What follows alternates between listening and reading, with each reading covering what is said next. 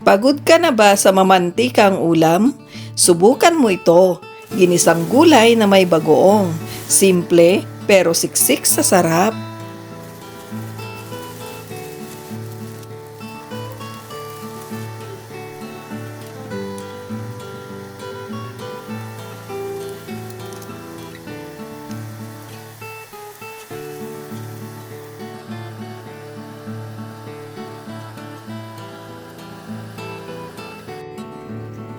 Luto na yung ating ginisang gulay, kaya kakain na tayo.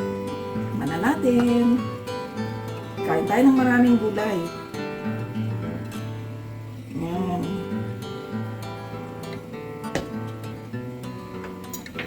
Kain natin yung ating kalabasa. Tamis.